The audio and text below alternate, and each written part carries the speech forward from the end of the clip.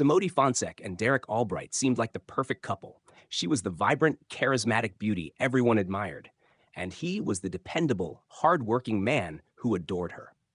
But behind the charming smiles and social media perfection lay a sinister truth, a dark obsession that would lead to Derek's mysterious disappearance and uncover chilling secrets about the woman he thought he loved. Samodi Fonsek was the kind of woman who turned heads wherever she went. Her dazzling smile and effortless charisma drew people to her like moths to a flame. In her small suburban town, she was well known and admired. From volunteering at community events to frequenting trendy cafes, she always left an impression. Those who interacted with her described her as fiercely independent, full of energy, and unafraid to speak her mind. It was no surprise when she caught the attention of Derek Albright, a successful real estate agent with a reputation for being dependable and kind-hearted. Their relationship began in the most idyllic way. Derek, who had been single for a while and focused on building his career, was captivated by Samodi's confidence and zest for life. She brought spontaneity and excitement into his otherwise predictable routine. They were a picture-perfect couple. Derek's steady, grounded demeanor complemented Samodi's fiery spirit. Together, they quickly became the envy of their social circles. The early days of their romance were blissful. They explored new restaurants, went on weekend getaways, and filled their social media feeds with snapshots of their adventures. Their friends were thrilled to see Derek so happy. Samodi seemed to bring out a side of him that no one had seen before, more carefree, more alive. In return, Derek was devoted to her, showering her with thoughtful gestures and unwavering attention. From the outside looking in, it seemed like they had found something truly special. But as the weeks turned into months, subtle cracks began to appear in their perfect facade. Derek started to change, though few noticed it at first. His previously robust social life took a back seat, with him often canceling plans with friends or arriving late to gatherings. When asked, he attributed his behavior to a busy schedule, but there was an underlying tension that his closest friends couldn't quite put their finger on. Meanwhile, Samodi began to weave herself more deeply into Derek's life. She insisted on helping him with his day-to-day responsibilities, offering to organize his schedule and even manage some of his finances. Derek, wanting to please her and perhaps blinded by his affection, agreed. At first, it seemed harmless, just a partner stepping in to lighten the load. But over time, her involvement grew to the point of intrusion. Despite her charm, Samodi had a way of dominating Derek's time and attention. She would show up unannounced at his office with lunch or small gifts, which initially seemed endearing. However, these gestures became more frequent and less about thoughtfulness and more about control. On the rare occasions Derek spent time with friends, Samodi would bombard him with messages, expressing concern about his whereabouts or accusing him of being dismissive. By the time Derek realized something was wrong, he was already deeply entangled. He didn't want to hurt her, but he also couldn't ignore the growing unease gnawing at him. While he tried to reassure himself that her actions stemmed from love, the signs of trouble were becoming harder to dismiss. Samodi's initial charm had given way to behavior that was increasingly difficult for Derek to ignore. At first, her protectiveness seemed flattering, even sweet. She wanted to know where he was, who he was with, and when he would be home. Derek chalked it up to her being deeply invested in their relationship. But as time went on, her questions turned into interrogations, and her concerns started to feel suffocating. It wasn't long before Samodi insisted on sharing their locations through a phone app. She presented it as a practical tool, a way to ensure they stayed connected and safe. Reluctantly, Derek agreed, not wanting to upset her or seem like he had something to hide. But the app soon became a tool of control. If Derek made an unplanned stop or deviated from his usual routine, he would receive a flood of messages demanding an explanation. Even when his reasons were perfectly innocent, Samodi's accusations of dishonesty left him feeling defensive and guilty. The strain on Derek's life extended beyond his personal time. Samodi started showing up unannounced at his office, often under the guise of bringing him lunch or checking in on him.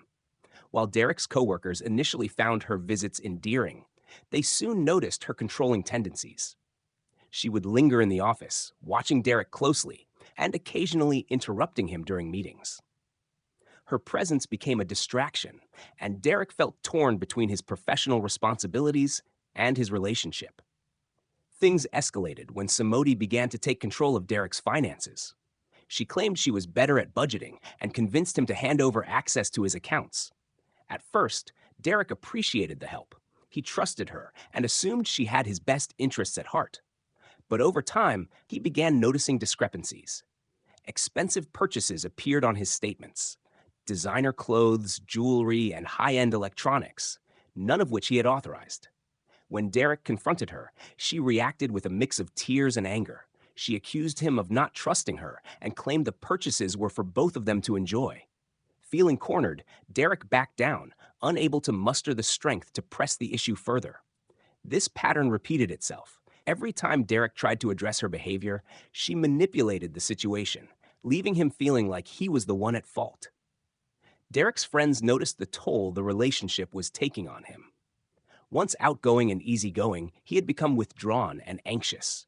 Invitations to social events were frequently declined, and when he did attend, he was distracted and on edge, constantly checking his phone.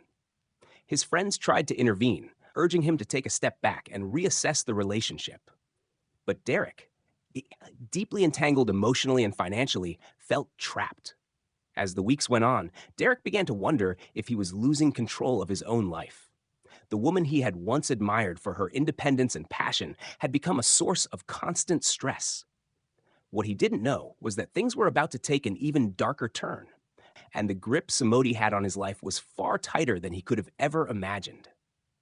It was a chilly autumn evening when Derek Albright disappeared. The day had begun like any other. He went to work, attended a few meetings, and exchanged polite conversation with his colleagues. By all accounts, nothing seemed unusual. But when Derek failed to show up for an important client meeting the next morning and missed calls from his family, alarms began to sound. This was completely out of character for him. Derek was reliable, almost to a fault, and his sudden absence sent shockwaves through his circle of friends, family, and coworkers. His family reported him missing within 24 hours, and the police launched an investigation. The first person they questioned was Samodi Fonsek, who played the role of the distraught girlfriend with unsettling ease. She appeared on local news, pleading for Derek's safe return, her tear-streaked face a picture of heartbreak. She told investigators that she hadn't seen Derek since the previous evening, claiming he had left her home after a minor argument and never returned. While her story initially seemed plausible, detectives noticed inconsistencies. For one, neighbors reported hearing loud arguing coming from Derek's house late into the night, directly contradicting Samodi's claim that he had left her home hours earlier. Surveillance footage from a nearby street showed her car parked outside Derek's house well past midnight, far later than she had admitted to being there. As investigators delved deeper, more red flags emerged. Derek's friends came forward with troubling accounts of his deteriorating relationship with Samodi. They described her as controlling and obsessive, recounting incidents where she had shown up uninvited or become irrationally angry over minor slights. Several of Derek's coworkers admitted they had seen her exhibit similar behavior at his workplace. The turning point came when detectives accessed Derek's phone records. Although his phone had been missing since his disappearance, a backup on the cloud revealed chilling text messages from Samodi. The messages were aggressive, filled with accusations, ultimatums, and even veiled threats. It painted a picture of a relationship that had spiraled into toxicity and turmoil. Police obtained a warrant to search Samodi's property. The search yielded several shocking discoveries. Hidden in a locked trunk in her garage were items belonging to Derek, his wallet, keys, and a few pieces of clothing. Even more damning, forensic analysis uncovered traces of blood in the trunk of her car. DNA testing confirmed the blood matched Derek. Faced with mounting evidence, the police brought Samodi in for further questioning. Her emotional demeanor shifted rapidly, crying one moment, defiant the next. She continued to deny any involvement in Derek's disappearance, insisting she was as much a victim as anyone else. But the investigators weren't convinced. The media caught wind of the case, and it quickly became a sensational story. Headlines referred to Samodi as a devoted girlfriend turned suspect, and public opinion began to turn against her. While Derek's whereabouts remained a mystery, the evidence pointed to one chilling conclusion. Whatever had happened to him, Samodi Fonsek was at the center of it. As the investigation into Derek's disappearance deepened, the layers of Samodi Fonsek's carefully constructed life began to unravel. What had initially appeared as a case of a grieving girlfriend, desperate for answers, now took on a far darker tone. Investigators discovered that Derek was not the first person to find himself trapped in Samodi's web of obsession and control. Digging into her past, police uncovered a troubling pattern in her previous relationships. Samodi had been involved with several men, each of whom described eerily similar experiences. Two of her ex-partners had filed restraining orders against her, citing harassment, stalking, and violent outbursts. One former boyfriend claimed she had once slashed his tires after an argument, while another recounted receiving hundreds of messages in a single day when he tried to end their relationship. These stories painted a portrait of a woman who struggled with rejection and would go to extreme lengths to maintain control. The evidence against Samodi in Derek's case continued to pile up. Forensic experts examined the blood found in the trunk of her car and confirmed it wasn't just a few drops, it was consistent with a significant injury. Investigators also found a partially burned piece of fabric in her backyard fire pit that matched a shirt Derek was known to own. A thorough search of her home revealed journals filled with entries that oscillated between passionate declarations of love for Derek and angry rants about his perceived betrayals. Despite the mounting evidence, Samodi maintained her innocence, claiming that she had nothing to do with Derek's disappearance. She told police that the blood in her car must have been from a nosebleed. Derek had suffered weeks earlier, and that the personal items found in her possession were things he had left behind. Her explanations, however, were riddled with inconsistencies and failed to account for the more damning pieces of evidence. The most chilling revelation came when investigators analyzed data from Derek's smartwatch, which had synced with his phone. The device recorded a sudden spike in his heart rate on the night of his disappearance, followed by an abrupt cessation of activity. This data, combined with Samodi's car being seen near Derek's house at the same time, painted a haunting picture of what might have transpired. Prosecutors built a case around the idea that Samodi's obsession with Derek had reached a breaking point. They theorized that, in a fit of rage fueled by jealousy and control, she had confronted him at his home, and the argument had turned violent. Whether it had been premeditated or a moment of blind fury was unclear, but the evidence suggested that she had gone to great lengths to cover her tracks afterward.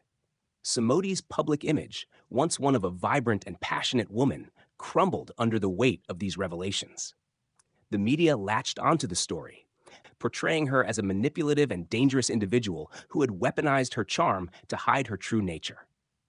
As public opinion turned against her, one question loomed large. Would the justice system be able to hold her accountable, even without a body? The trial of Samodi Fonsek became one of the most talked-about cases in the country, captivating the public with its twists, turns, and chilling details. With Derek Albright still missing, the prosecution faced the challenge of building a case without a body.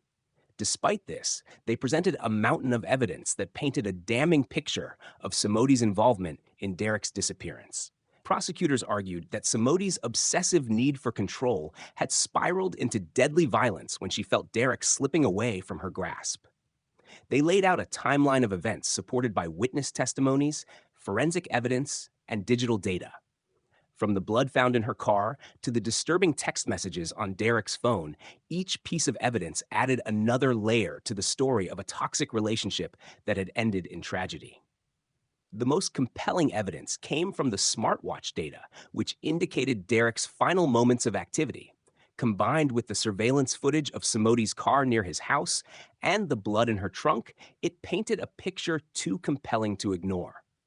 Prosecutors emphasized the lengths Samodi had gone to in order to cover her tracks, arguing that her actions demonstrated clear intent and premeditation. In her defense, Samodi's legal team attempted to cast doubt on the prosecution's narrative. They argued that the evidence was circumstantial and could not definitively prove that Derek was dead or that Samodi was responsible for his disappearance. They presented her as a devoted girlfriend caught in a web of misunderstanding, claiming that the items found in her possession and the blood in her car had innocent explanations. Her lawyers also pointed to the lack of a body as a critical weakness in the prosecution's case, suggesting that Derek might still be alive and had chosen to disappear. Throughout the trial, Samodi's behavior was scrutinized by the media and the public. In the courtroom, she oscillated between stoic composure and tearful outbursts, her emotions on full display.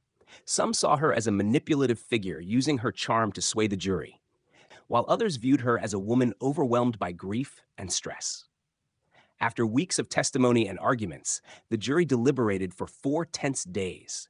Public interest reached a fever pitch, with news outlets running nonstop coverage and social media abuzz with theories and speculation. When the verdict was finally announced, it sent shockwaves through the courtroom. Guilty on charges of second-degree murder and tampering with evidence. The judge sentenced Samodi to life in prison without the possibility of parole. For Derek's family, the verdict was a bittersweet victory. While they were grateful for justice, the absence of Derek's remains left an ache that no conviction could heal. Their unanswered questions about what exactly happened that fateful night lingered, a haunting reminder of their loss. The case left an indelible mark on the community and became a cautionary tale about the dangers of unchecked obsession and control. Samodi Fonsek's story serves as a chilling reminder that even the most outwardly charismatic individuals can harbor dark and destructive tendencies. To this day, Derek's disappearance remains a mystery, but his legacy endures as a symbol of the enduring quest for truth and justice.